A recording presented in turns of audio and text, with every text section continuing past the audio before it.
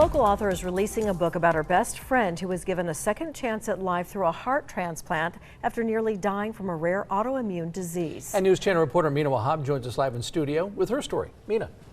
This book right here includes true stories of sacrifice and love told by the fighters, survivors, and the souls that live on through the legacy of organ donation and transplantation. This is the logline of Tina Hill's book, Shark Heart. Ava Kaufman is one of those survivors and Hill's best friend. 14 years ago, Ava Kaufman collapsed and was rushed to the hospital and put on life support.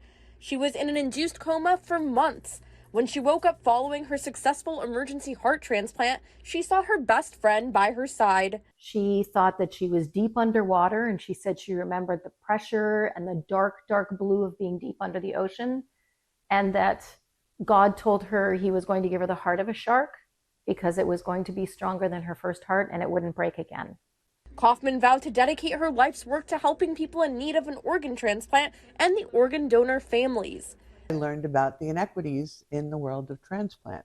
Like, if you don't have 3 months of post-op transplant housing, and sometimes it can be more, within 30 minutes of your transplant center, you can't get listed. That's when the nonprofit Ava's Heart was born. I met so many patients whose family members were sleeping in their cars in the parking garages because they couldn't afford temporary housing. Kaufman says the organization focuses on providing doctor-mandated pre- and post-operative housing at no cost to patients who must travel away from their homes and live in Los Angeles to receive transplant-related care. When a family calls me and tells me that I saved their life, I mean, if you have to come to the house sometime and speak to the families there, and then you'll understand why I'm really proud of myself. Both Hill and Kaufman hope that Shark Heart gives people hope and understanding that they are not alone.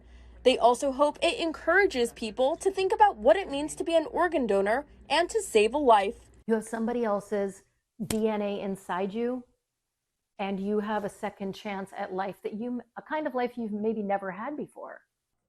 The Health Resources and Service Administration reports that 90% of adults support organ donation, but only 60% are signed up as organ donors. Hill and Kaufman hope to bridge that gap by also helping donor families pay for cremation and their other needs.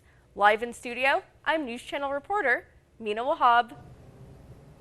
All right, thank you, Mina. All right, let's toss it over now to Annika Abbott in the First Alert Weather Center.